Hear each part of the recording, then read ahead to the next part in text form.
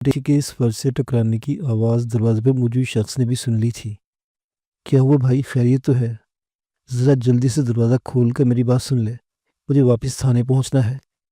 SI के लहजे की नरमी ने यकलख्त मेरे तमाम खदशात को झाग की तरह बिठा दिया। गिरफ्तारी के लिए आने वालों का लहजा इतना मीठा, इतना शराफत आमेज़ नहीं हुआ करता। बात यकीनन कुछ और थी। मैंने अटैची केस को जल्दी से चारपाई के नीचे सरका दिया। दरवाज़ा खुलने पर वर्दी में मलबूस सब इंस्पेक्टर कमरे में दाखिल हुआ। इसके होलिस्टर में सर्विस रिवॉल्वर मौजूद था, ताहम इसके चेहरे पर दोस्ताना मुस्कुराहट थी। मैं दरअसल कमरे की सफाई कर रहा था ताकि एक कबाड़खाना रहने के काबिल बन सके। कहिए, आपका कैसे आना हुआ? मैं दरअसल आपका पड़ोसी हूँ। मेरा घर पिछली गली में है। यही वजह है कि आपसे रब्ता कायम करने की जिम्मेदारी मैंने कबूल कर ली थी। लेकिन आप मुझसे रब्ता कायम करने पर क्यों मजबूर हो गए? क्या मेरे खिलाफ किसी ने थाने में शिकायत तो दर्ज नहीं करवा दी? ऐसी कोई बात नहीं, बस ये समझने कि ये हमारे और आपके मुश्तरका मुफाद की बात है। अच्छा ये बताएं कि आप सलाहुद्दीन नामी किसी शख्स से वाकिफ़ हैं? जी हाँ, बहुत अच्छी तरह। वो मेरा बेहद अजीज़ दोस्त है। कहाँ है वो? क्या हुआ इसे? मैंने शदीद परेशानी के आलम में पूछा। सब इंस्पेक्टर अल्ताफ़ के चेहरे पर तंज़े मुस्कुराहट उभरी। आपका बेहद अजीज़ दोस्त कल रात से अजमेर नगरी थाने की हवालात में बंद है, लेकिन उसे क्यों गिरफ्तार किया गया? क्या जुर्म किया है उस बेचारे ने? मेरा लहजा खुद ब खुद सख्त होता चला गया। सब इंस्पेक्टर की पेशानी पर लम्हा भर के लिए नाराज़गी के बल पड़े, लेकिन वो फ़ौरन ही खुद पर काबू पाने में कामयाब हो गया। वो बेचारा कल रात हलक तक शराब चढ़ाकर स्लिम सेंटर के सामने बर्कबाजी कर रहा था। इसने मोबाइल गाड़ी पर भी पुलिस के जवानों से हाथापाई की कोशिश की थी। तो अब मैं इसके लिए क्या कर सकता हूँ? तो उसने किया, इसका नतीजा तो इसे ही भुगतना पड़ेगा। मैंने उलझन आमेज लहजे में कहा। सब इंस्पेक्टर के चेहरे पर मायने फेज मुस्कुराहट उभरी। नतीजा तो वो कल रात से भुगत रहा है। अब तो इसकी शक्ल देख देख कर हम तंग आ गए हैं। मैं इसलिए आपके पास आया हूँ कि आप मेरे साथ थाने चलें और थानेदार साहब से बात करके इसे छुड़ा लाएं। हमने अभी तक इसकी बाकायदा FIR दर्ज नहीं की। किसी आला अफसर ने मौजूदगी के बारे में पूछ लिया तो हमें मजबूरन पक्की रिपोर्ट दर्ज करना पड़ेगी। इस तरह मामला खामखा तूल पकड़ जाएगा, जिसका नतीजा न आप लोगों के लिए अच्छा निकलेगा न हमारे लिए। बस आप भी हमारे साथ चलें। हमने आपके दोस्त के लिए इन रिश्तेदारों के घर भी बंदा भेजा था जहां वो रहता है, लेकिन लोगों ने थाने आने से साफ इनकार कर दिया। आपका पता तो सलाहुद्दीन ने मजबूरन बताया है। सूरत हाल कुछ कुछ मेरी समझ में आ रही थी। वो लोग सलाहुद्दीन की रिहाई के बदले में भारी नजराने के मुंतजिर थे, लेकिन मेरे पास तो चंद सौ रुपयों के अलावा कुछ भी नहीं था। मैं भला इनके भाड़ से मुँह में क्यों बंद कर सकता था। पुलिस वाले की तजर्बाकार नज़रों से मेरी परेशानी छुपी न रह सकी। आप फिक्र न करें, वहाँ मामला तय हो चुके हैं। मामूली सी रस्मी कार्रवाई बाकी है जिसके लिए आपकी ज़रूरत है। आप ये समझिए कि आपको अपने दोस्त की ज़मानत देनी है। जल्दी चलें। अगर थानेदार साहिब चले गए तो आपके दोस्त को एक और रात हमारे मेहमान के हैसियत से हवालात में गुजारनी पड़ जाएगी। थानेदार दिलावर भट्टी ने तमस्खुर अमेज़ मुस्कुराहट और चुभती नज़रों से मेरा इस्तकबाल किया, जैसे आंखों आंखों में तोड़ना चाहता हो कि मैं किस हद तक अपने दोस्त की हरकतों की पैरवी करता हूँ। तो आप है दानिश इकबाल, क्या आप अपने दोस्त की तरह फिल्मों में काम करते हैं? थानेदार का मकसद यकीनन मेरा मजाक उड़ाना रहा होगा, लेकिन मेरे दिल की धड़कन यकलख्त भरने लगी। गुफ्तगू की इब्तिदा ही उस रुख से हो रही थी जिससे मैं हर मुमकिन गुरेज करना चाह रहा था, तहम जवाब तो देना ही था। जी हाँ, मुझे एक फिल्म में साइड हीरो के रोल की ऑफ़र हुई है। आप ये बताएं, आपने मुझे क्यों बुलाया है? मैंने मौजू बदलने की कोशिश की, लेकिन थानेदार शायद मेरी कैफियत से पूरी तरह लुत्फ़अंदोज़ हुआ चाहता था। आपका दोस्त बहुत अच्छा एक्टर है। कल रात इसके डायलॉग और एक्शन देखने के काबिल थे। वो यकीन है आप भी उम्दा एक्टर साबित होंगे। किस फिल्म में काम कर रहे हैं आप? अभी तो उसका आगाज़ भी नहीं हो पाया। नाम तो बहुत बात की बात है। हो सकता है मैं इस फिल्म की ऑफर ही कबूल ना करूं। दरअसल मुझे फिल्मों वगैरह में काम करने का कोई ख़ास शौक़ नहीं। फिर किस चीज़ में दिलचस्पी है आपको? थानेदार ने मेरी झुंझुलाहट से पूरी तरह लुत्फ़अंदोज़ होते हुए कहा। मेरा मशवरा है आप पुलिस में ट्राई करें। आपका कद काट इसके लिए खासा मौजू है। जी बहुत बेहतर, मैंने सादतमंदी से कहा और खामोश हो गया। थानेदार शायद खुद भी चूहे बिल्ली के इस खेल से बेजारी महसूस कर रहा था। मैं इसे आपके साथ भेज देता हूँ, लेकिन आप इसे अच्छी तरह समझा दें कि इस बार तो सस्ता छूट गया है। आइंदा ऐसी हरकत की तो मुझसे बुरा कोई ना होगा। सलाहुद्दीन को मेरे सामने लाया गया। इसकी हालत देखकर अंदाज़ा लगाना कतई मुश्किल ना था कि इसकी जी भर के खातिर तवाज़ो की गई थी। शर्म के मारे मुझसे निगाह नहीं मिला पा रहा था। आपकी इजाज़त हो तो मैं इसे अपने साथ ले जाऊँ? मैंने खड़ा होते हुए कहा। थानेदार ने इस बात में सर हिलाते हुए कहा, जी हाँ, लेकिन जो मैंने आपसे कहा है اس پر ضرور عمل کیجیے گا۔ میں صلاح الدین کو ساتھ لے کر تھانے سے باہر آ گیا۔ اس کے قدموں میں خفیف سی لڑکھڑاہٹ تھی۔ اس کی پشیمانی کے پیش نظر میں نے کوئی سوال نہیں کیا۔ اس کا فی الحال اپنی قیام گاہ پر جانا مناسب نہ تھا، لہٰذا میں اسے اپنے گھر لے آیا۔ مجھے اس کی حالت پر بے وقوع غصہ اور ہنسی آ رہی تھی، جانے اسی کا سوجی تھی کہ اس طرح کی حرکت کر گزرا۔ میں سمجھ رہا تھا کہ وہ میری فکر میں گھلا جا رہا ہوگا، لیکن وہ تو گھل چھڑے اڑانے میں مصروف تھا۔ کچھ دیر بعد صلاح الدین نے اپنے آپ پر قابو پا لیا۔ یہ سراسر میری حماقت اور میرا کیا دھرا ہے، اس نے دھیمے لہجے میں کہا۔ میں تمہارے اغوا کے حوالے سے سخت پریشان تھا، ذہن بٹانے کے لیے اسٹوڈیو چلا گیا، لیکن میری پریشانی کم ہونے کے بجائے مزید بڑھ گئی۔ وہیں گل محمد اور اکبر پی رہے تھے۔ ان کے اصرار پر میں شغل میں شریک ہو گیا تاکہ پریشانی میں کچھ کمی ہو سکے۔ گھر واپسی پر میں بظاہر پوری طرح ہوش و حواس میں تھا، لیکن یو پی موڑ تک پہنچتے پہنچتے میری حالت بگڑنے لگی۔ چنانچہ میں وہیں منی بس سے اتر گیا۔ اس کے بعد کیا ہوا مجھے بالکل یاد نہیں۔ ان بدبختوں نے مجھے بہت مارا ہے۔ تم سے کتنا مال وصول کیا ہوگا ان لوگوں نے؟ میں نے ذہن میں گردش کرنے والا سوال بالآخر پوچھ لیا۔ صلاح الدین کے چہرے کا رنگ یکدم پھیکا پڑ گیا۔ 900 روپے تو موبائل میں ہی میری جیب سے نکال لیے تھے انہوں نے۔ میرے احتجاج کرنے پر مجھے بری طرح مرا پیٹا گیا۔ 8000 مجھے کل تھانے کے پاس پہنچانے ہیں۔ بڑی مشکل سے اسے یقین دلایا کہ بینک میں میرے پاس اتنی رقم ہے۔ تمہیں اس لیے بلایا گیا تھا کہ میرے غائب ہونے کی صورت میں تمہاری گردن پکڑی جا سکے۔ خیر جو ہوا سو ہوا، اب آگے کی سوچو۔ مجھے خطرہ ہے کہ میں کسی بہت بڑی مصیبت میں پھنسنے والا ہوں۔ میری بری بات ہونے سے پہلے وہ بول پڑا، پہلے یہ بتاؤ کہ تم اتنی جلدی اتنی آسانی سے اغوا کرنے والوں کے چنگل سے کیسے چھوٹ کر آ گئے؟ پولیس والوں کو تو تمہارا پتہ بتاتے مجھے قطعاً امید نہیں تھی کہ تم گھر لوٹ چکے ہوگے۔ ان لوگوں نے تمہیں کیوں اغوا کیا تھا اور اتنی جلدی کیسے چھوڑ دیا؟ وہ تو بہت خطرناک لوگ دکھائی دیتے تھے۔ میں نے صلاح الدین کو سب کچھ بتا دیا۔ روشن کے قتل کے بارے میں سن کر میری طرح وہ بھی سخت پریشان نظر آنے لگا۔ یار یہ تو واقعی بہت برا ہوا۔ پولیس یقیناً تم پر شک کرے گی۔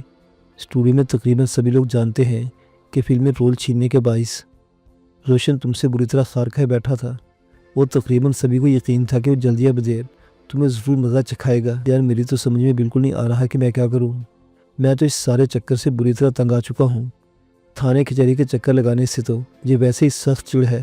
میں سوچ رہا ہوں کہ کچھ عرصے کے لیے اپنے گھر چلا جاؤں۔ نہیں بھائی، ایسا ہرگز مت کرنا۔ اس طرح سے پولیس کو پورا یقین ہو جائے گا کہ اس قتل میں تمہارا ہی ہاتھ ہے، اور وہ تمہیں مفرور اور اشتہاری مجرم قرار دے ڈالے گی۔ تمہیں ہمیشہ ہمیشہ کے لیے روپوش ہونا پڑ جائے گا۔ کوئی بھی تمہاری بے گناہی کا یقین نہیں کرے گا۔ صلاح الدین نے تفکر امیز لہجے میں کہا، تمہیں تمام صورتحال کا پوری طرح علم ہے۔ اب تمہیں بتاؤ میں کیا کروں؟ فی الحال کچھ نہ کرو، چپ چاپ گھر میں بیٹھو اور دیکھو کہ حالات کیا رخ اختیار کرتے ہیں۔ تمہارا اسٹوڈیو والا معاملہ تو ویسے ہی ختم ہو چکا ہے، اور اسٹوڈیو میں میرے علاوہ کوئی بھی تمہارے پتے سے واقف نہیں۔ میں نے وعدہ کیا کہ اس کی ہدایت پر حرف بحرف عمل کروں گا۔ اگلی صبح میری آنکھ خاصی دیر سے کھلی۔ صلاح الدین کا بستر خالی تھا۔ میں سمجھا کہ وہ ناشتے کا سامان لینے نکل گیا ہوگا، لیکن پھر کاغذ کے ایک پرزے نے میری توجہ اپنی طرف مبذول کرائی۔ وہ مختصر سا خط صلاح الدین نے میرا نام لکھا تھا، پیارے دانش سدا خوش رہو۔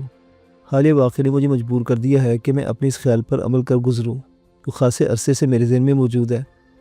تھانے دار کے منہ میں حرام کا نوالا ٹھونس کر میں سیدھا لاہور روانہ ہو جاؤں گا۔ مجھے ہمیشہ افسوس رہے گا کہ میں اس مشکل وقت میں تمہیں تنہا چھوڑ کر جا رہا ہوں، لیکن میں مجبور ہوں۔ پولیس والوں نے میرے گھر کا راستہ دیکھ لیا ہے، اب یہ مجھے چین سے نہیں جینے دیں گے۔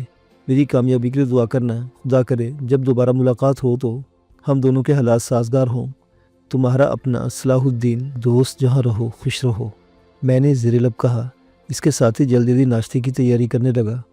آج مجھے 2 جگہ انٹرویو دینے جانا تھا، تمام درخواستیں بھی پوسٹ کرنا تھی۔ تمام تر کوشش کے باوجود پہلے انٹرویو کی جگہ پہنچنے میں کچھ تاخیر ہو گئی۔ یہ ایک کمپنی کے مینیجنگ ڈائریکٹر کے پرسنل سیکرٹری کی ویکینسی تھی۔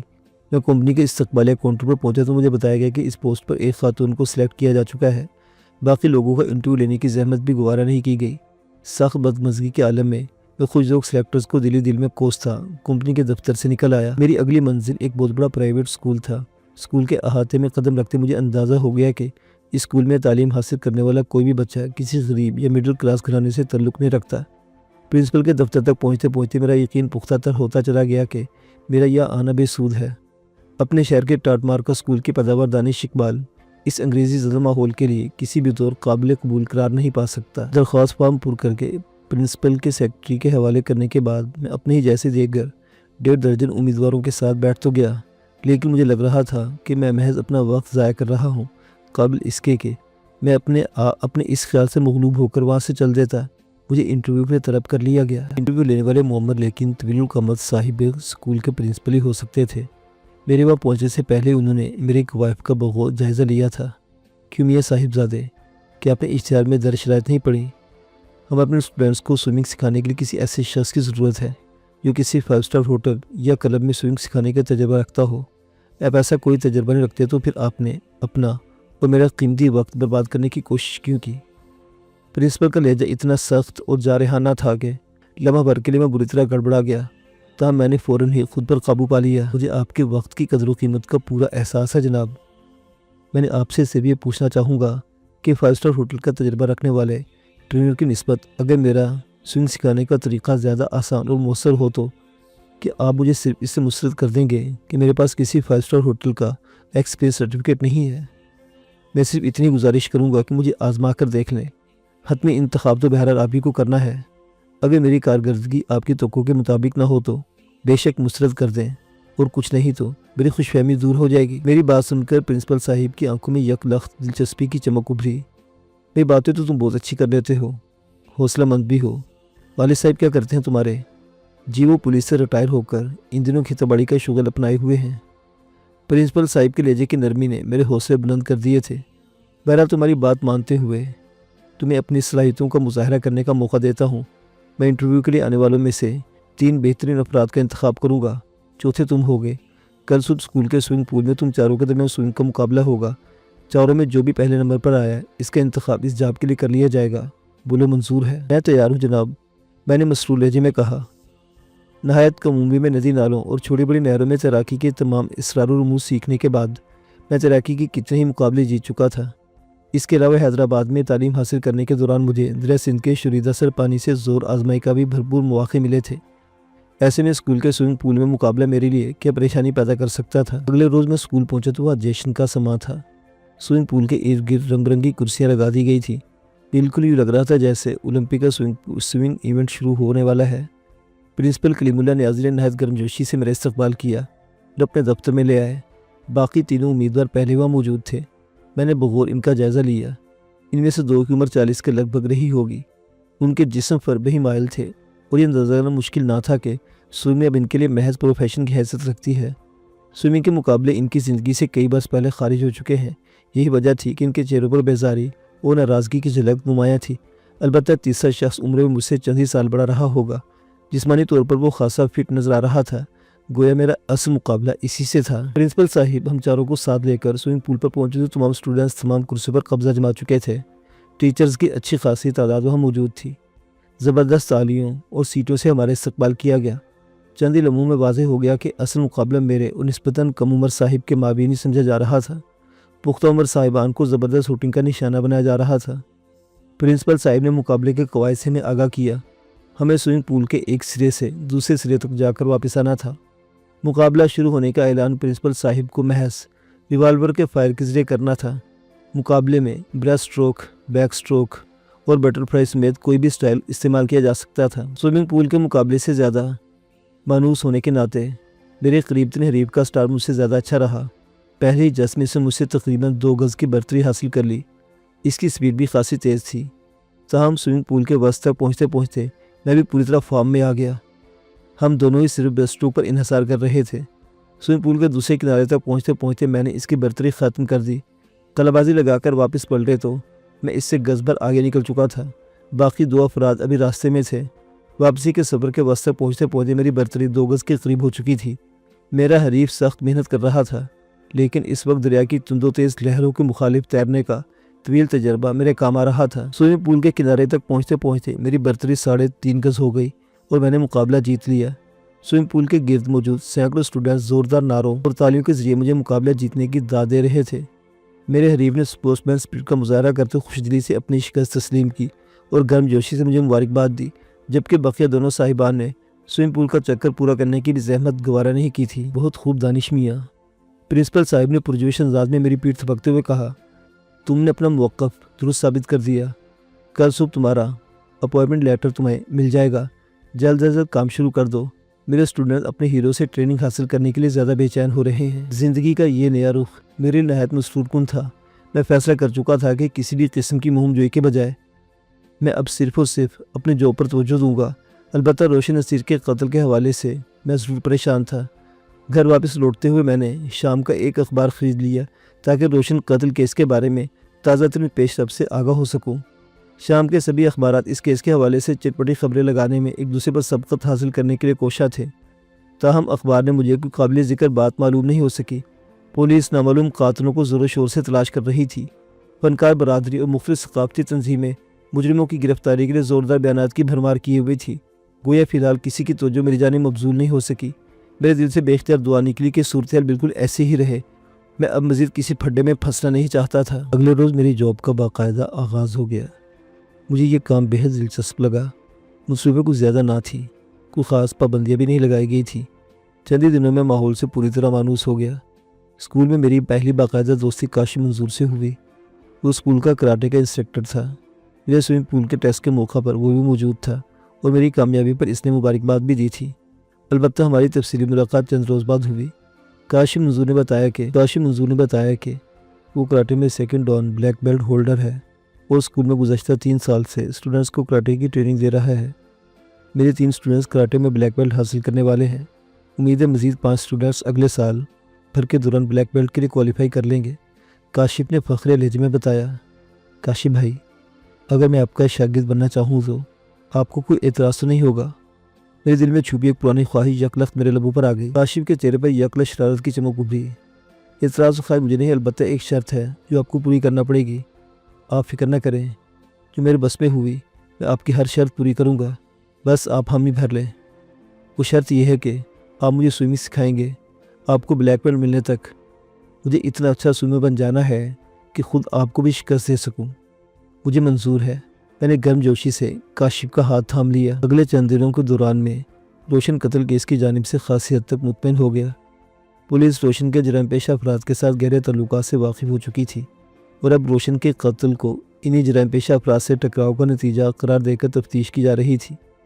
روشن کا کوئی بھی ساتھی منظر عام پر نہیں آیا تھا۔ اخبارات کی دلچسپی اس کیس میں ختم ہو چکی تھی اور بہت جلد پولیس بھی اس کیس کی فائل کو داخل دفتر کرنے والی تھی۔ میں نہایت جوش و خروش سے کراٹے کی تربیت حاصل کر رہا تھا۔ بہت کم عرصے میں مجھے خاصی مہارت حاصل ہو گئی تھی۔ کاشف کو میں نہایت دل جمی سے سوئنگ سکھا رہا تھا۔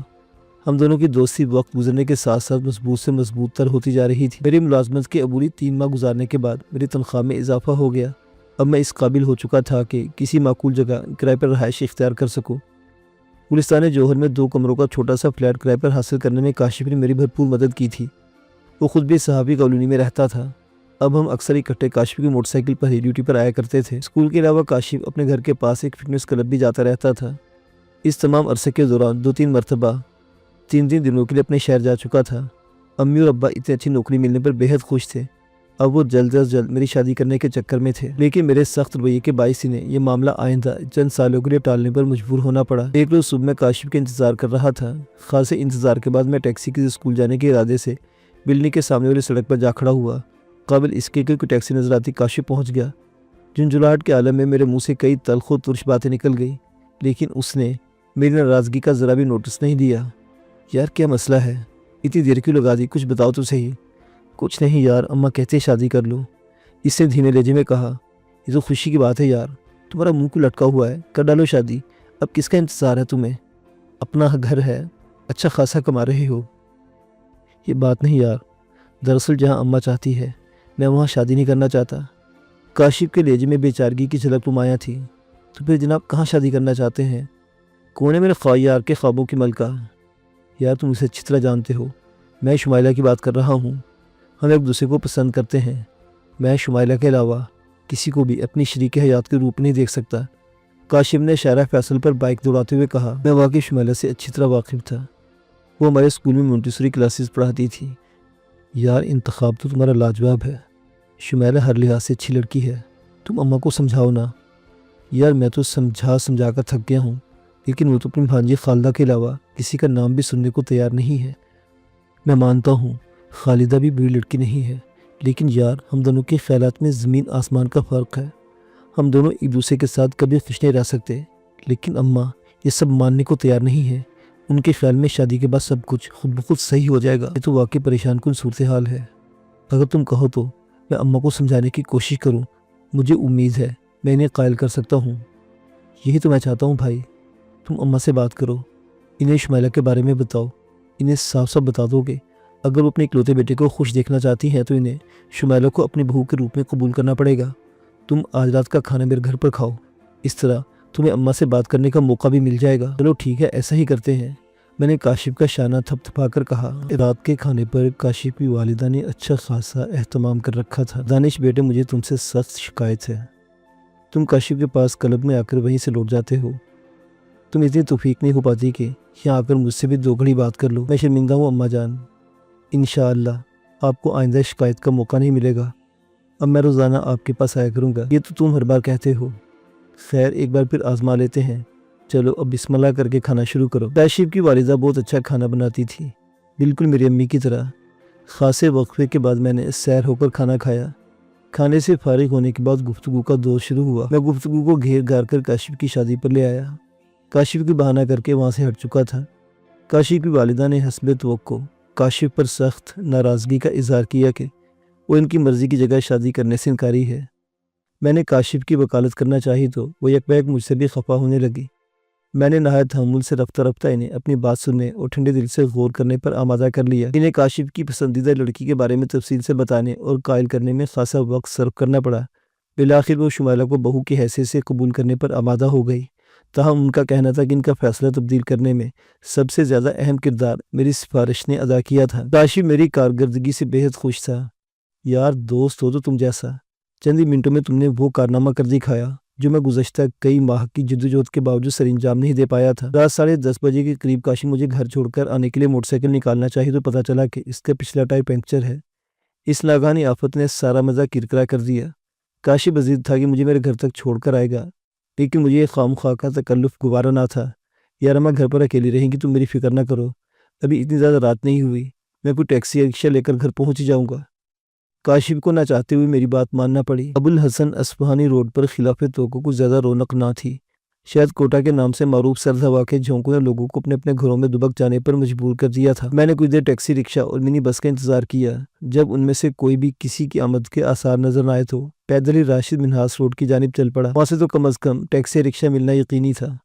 میں نے نصف فاصلہ طے کیا ہوگا کہ مجھے لگا کہ میں کسی مانوس جگہ پر آ گیا ہوں۔ ذرا غور سے دیکھتے ہی صورتحال میری سمجھ میں آ گئی۔ میں زیبی کے گھر کے بالکل قریب سے گزر رہا تھا۔ میرے دل کی دھڑکن بے ترتیب ہونے لگی۔ کتنے دنوں بعد زیبی کا نام میری زندگی میں دوبارہ آیا تھا۔ میرا دل بے ایمان ہونے لگا، ہو سکتا ہے واپس لوٹ آئی ہو۔ بلڈنگ کے گیٹ پر تعینات گارڈ مجھے دیکھ کر چوکنا ہو گیا۔ قریب جانے پر پتہ چلا کہ وہ پہلے والا گارڈ نہیں بلکہ کوئی اور ہے۔ شاید وہ دن کے وہ ڈیوٹی دیتا ہوگا۔ چلو اسی سے بات کر کے دیکھتا ہوں، ہو سکتا ہے زیبی کے بارے میں یہ بھی کچھ بتا سکے۔ خان صاحب، وہ دوسرے والا گارڈ کدھر ہے؟ میں نے سلام کے بعد پوچھا۔ گارڈ کے چہرے پر سختی میں اچانک ہی مزید اضافہ ہو گیا۔ کس کی بات کرتا ہے؟ اس کی آنکھوں میں شکوک و شبہات کی واضح جھلک موجود تھی۔ میں شہباز لالہ کی بات کر رہا ہوں۔ کیا وہ آج کل دن کی وہ ڈیوٹی دیتے ہیں؟ تم کو اس سے کیا کام ہے؟ اس نے بغور میرا جائزہ لیتے ہوئے کہا۔ کام تو کوئی خاص نہیں، ان سے اچھی سلام دعا ہے۔ ادھر سے گزر رہا تھا تو سوچا۔ گارڈ کے اضطراب میں مزید اضافہ ہو گیا۔ تم کو نہیں معلوم شہباز لالہ شہید ہو چکا ہے؟ آپ کیا کہہ رہے ہیں خان صاحب؟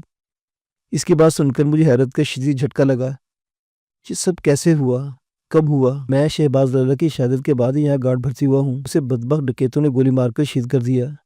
یہ خبر تو اخبار میں بھی آیا تھا، تم نے نہیں پڑھا؟ نہیں، یہ خبر میری نظروں کے سامنے سے نہیں گزری۔ میں نے افسوس کے عالم میں سر ہلاتے ہوئے کہا، کیا آپ ذرا تفصیل سے بتا سکتے ہیں کہ یہ سب کیسے ہوا؟ ویسے جیسے اکثر ہوا کرتا ہے، وہ چاروں شہر ڈکیتی کی نیت سے بلڈنگ کے آس پاس منڈلا رہے تھے۔ شہباز لالہ نے للکارا تو انہوں نے گھبرا کر فائر کھول دیا۔ شہباز لالہ کو 5 گولیاں لگا تھا۔ شہباز لالہ نے مرتے مرتے بھی گولی چلا کر ایک بدماش کو زخمی کر دیا تھا، جسے اس کا ساتھی اپنے ساتھ لے گیا۔ گارڈ کے لہجے میں تعصب کی جھلک نمایاں تھی۔ اب اس کا رویہ خاصا دوستانہ ہو گیا۔ قدرے تذبذب کے بعد میں نے اس سے اصل موضوع پر بات کرنے کا فیصلہ کر لیا۔ شہباز لالہ سے میری سلام دعا دراصل زیبی صاحبہ کی وجہ سے ہوئی تھی۔ آپ زیبی صاحبہ کو تو جانتے ہی ہوں گے، اسی بلڈنگ میں رہتی ہیں، فلموں میں اداکاری کرتی ہیں۔ انہوں نے مجھے بھی فلم میں کام دلانے کا وعدہ کیا تھا، پھر وہ شاید ملک سے باہر چلی گئی تھی۔ میں آپ سے ہی پوچھنے رکا تھا کہ کیا وہ واپس آ گئی ہیں؟ مجھے کسی نے اس بی بی کے بارے میں بتایا تھا، لیکن میں اس کو کبھی نہیں دیکھا۔ اس کا فلیٹ ابھی تک خالی پڑا ہے، وہ شاید ملک سے باہر ہی بس گیا ہے۔ ہاں لگتا کچھ ایسا ہی ہے، شاید میری قسمت میں فلم میں کام کرنا نہیں لکھا ہے۔ اچھا خان صاحب تمہارا بہت شکریہ، تم نے میری بہت مدد کی۔ راشد منہاس روڈ پر پہنچتے مجھے رکشہ مل گیا۔ تمام راستے میرے دل میں بس ایک ہی سوال چکراتا رہا، کیا واقعی شہباز لالا کی موت محض ایک حادثہ ہے؟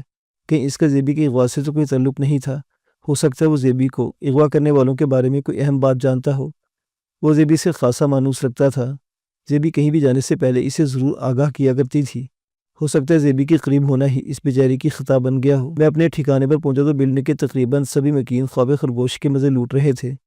میں فلیٹ کا دروازہ کھول کر جو ہی آگے بڑھا، اچانک کسی نے میری ٹانگوں میں ٹانگ اڑا دی۔ میں کوشش کے باوجود اپنا توازن برقرار نہ رکھ سکا اور بری طرح گر پڑا۔ میری تھوڑی کرسی کے ہتھے سے ٹکرائی اور سامنے کے نیچے کے 2 دانتوں میں ہونٹ گڑ گئے۔ میں سنبھل کر اٹھنے والا تھا کہ کمرے میں روشنی ہو گئی۔ وہ تعداد میں 4 تھے اور چاروں ہی کے منہ پر سیاہ نقاب چڑھے ہوئے تھے۔ وہ سبھی مسلح رہے ہوں گے، تاہم اس وقت ان میں سے صرف 2 کے ہاتھوں میں پستول تھے۔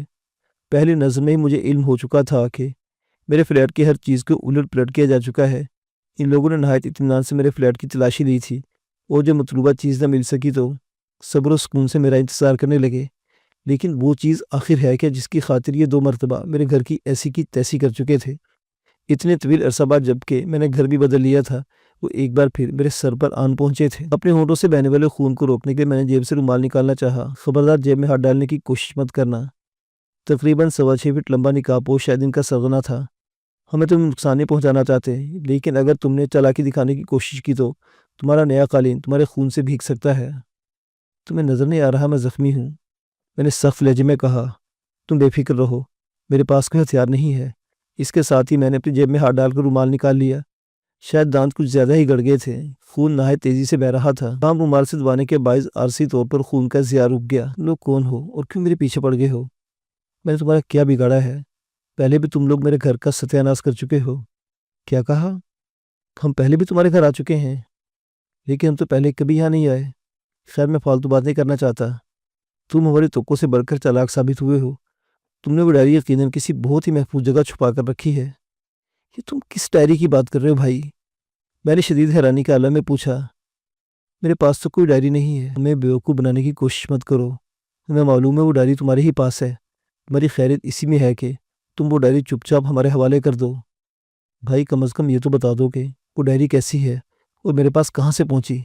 میری سمجھ میں یہ نہیں آ رہا کہ انہیں کیسے اپنی سچائی کا یقین دلاؤ۔ زیادہ بھولے بننے کی ضرورت نہیں، ہم اس ڈائری کی بات کر رہے ہیں جو زیبی نے تمہارے حوالے کی تھی۔ دیکھو وہ ڈائری تمہاری کسی کام کی نہیں ہے، اسے چپ چاپ ہمارے حوالے کر کے ہم سے جان چھڑا لو۔ اول تو وہ ڈائری میرے پاس نہیں۔ میری قوت برداشت یکلخت جواب دینے لگی۔ زیبی کی ذکر نے میرے رگوں میں بجلی سے بھر دی تھی۔ یہ تھے وہ لوگ جنہوں نے زیبی کو اغوا کیا تھا، اور اگر وہ ڈائری میرے پاس بھی ہوتی تو تمہارے حوالے ہرگز نہ کرتا۔ تم لوگ جو ہو سکتا ہے کر لو۔ خلاف توقع میرے اشتعال انگیز الفاظ نے میرے مخاطب نقاب پوش پر کچھ زیادہ اثر کیا۔ اس کے کسی ساتھی نے میرے اتنے قریب آنے کی کوشش نہیں کی کہ میں کوئی داؤ آزمات پاتا۔ تم اس طرح کی باتیں اس لیے کر رہے ہو کہ تم نہیں جانتے کہ ہم کون لوگ ہیں۔ ہمیں فی الحال تم پر ہاتھ اٹھانے کا حکم نہیں، البتہ تم نے سیدھی طرح ہم سے تعاون نہیں کیا تو تم کسی بڑی مشکل میں بھی پھنس سکتے ہو، اور اس لیے ہمیں کوئی لمبی چوڑی کارروائی کرنے کی ضرورت نہیں ہوگی۔ ہم پولیس کو صرف ایک فون کر کے اور کچھ دیر بعد تم جیل کی سلاخوں کے پیچھے نظر آؤ گے۔ لمبے بدماش کے الفاظ نے مجھے بری طرح چونکا دیا۔ اس کے یہ الفاظ، ان کا مطلب کیا تھا؟ کیا کہہ رہے ہو؟ میں نے محتاط لہجے میں پوچھا۔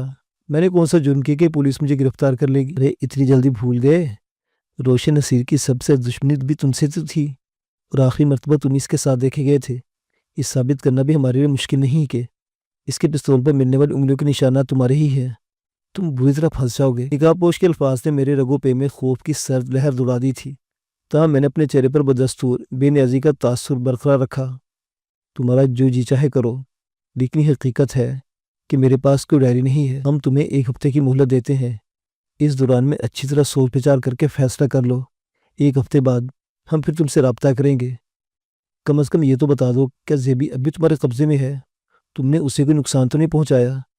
کوشش کے باوجود میرے لہجے میں اضطراب کی جھلک نمایاں ہو گئی۔ نقاب پوش نے جواب میں انکار میں سر ہلا دیا۔ میں اس بارے میں کچھ نہیں جانتا۔ میری واحد ذمہ داری تم سے ڈائری برآمد کرانا ہے، اور میں یہ اپنی ذمہ داری ہر قیمت پر نبھاؤں گا۔ میں نے جو کچھ کہا امید ہے پوری طرح تمہاری سمجھ میں آ چکا ہوگا۔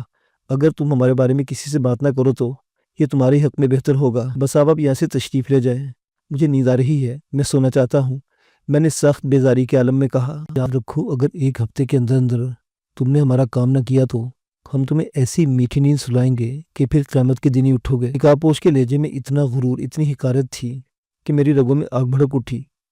وہ یوں مجھ سے مخاطب تھا جیسے میں کسی گندی نالی کا حقیر کیڑا ہوں، میں کسی وحشی چیٹی، کسی برق رفتاری سے اچھلا اور نقاب پوش کے چہرے پر ایک زوردار راؤنڈ ہارس کک دے ماری۔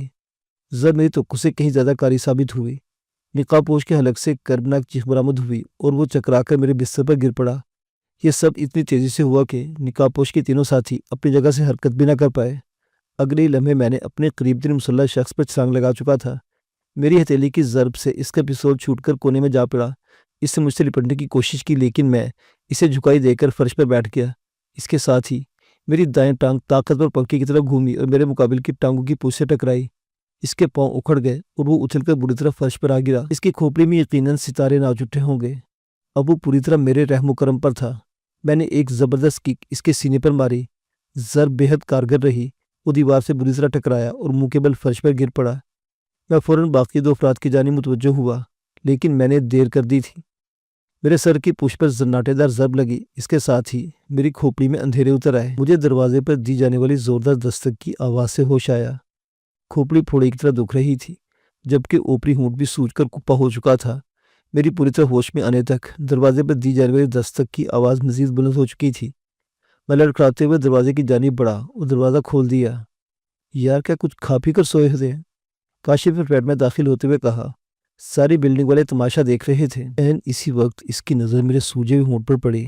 ارے یہ کیا ہوا؟ کہ کسی سے جھگڑا ہو گیا تھا؟ میرے جواب دینے سے پہلے ہی فلیٹ کی تباہی نے اس کی توجہ مبذول کر لی۔ اس نے سوال نظر سے مجھے دیکھا تھا۔ یار یہ کیا مسئلہ ہے؟ کون ہے وہ لوگ جنہیں تمہارے گھر کی حالت بنا ڈالی ہے؟ شاید کوئی چور ڈاکو تھے۔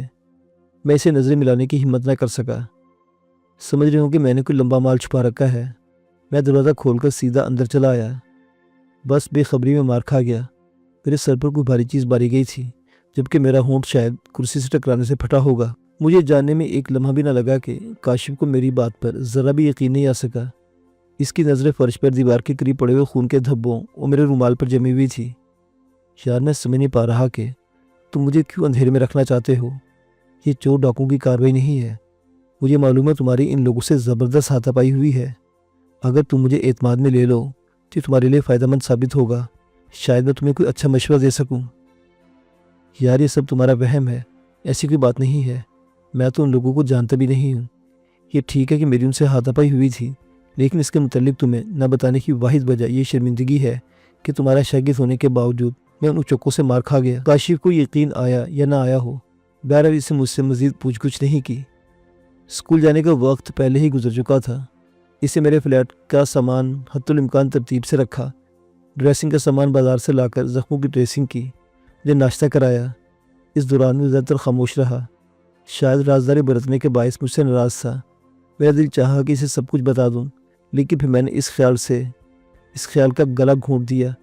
یہ سب نہ بتانا اس کے لیے فائدہ مند ہوتا، نہ ہی میرے لیے۔ اس کے اس معاملے میں علیحدہ رہنا ہی بہتر تھا۔ کل اسکول جانا ہو تو پرنسپل صاحب کو بتا دینا کہ معمولی سے ایکسیڈنٹ میں زخمی ہونے کے باعث میں 2-3 دن تک ڈیوٹی پر نہیں آ سکوں گا۔ کاشف نے محض اسبات میں سر ہلانے پر اکتفا کیا اور فلیٹ کے دروازے کی طرف چل پڑا۔ دروازے پر پہنچ کر لمحہ بھر کے رکا اور پھر پلٹ کر مجھ سے مخاطب ہوا۔ اپنا خیال رکھنا دانش، تم مجھے کچھ بھی سمجھو، میں تمہیں بھائیوں سے بڑھ کر سمجھتا ہوں۔ اگر تمہیں کچھ ہو گیا تو میں تمام زندگی اپنے آپ کو معاف نہیں کر سکوں گا۔ میری بھیگی ہوئی آنکھوں میں اسے جو پیغام بھی دیا ہو، میری زبان سے ایک لفظ بھی نہ نکل سکا۔ لمحہ بھر توقع کے بعد وہ فلیٹ کا دروازہ کھول کر باہر نکل گیا۔ معزز سامعین و ناظرین، یہ داستان ابھی جاری ہے۔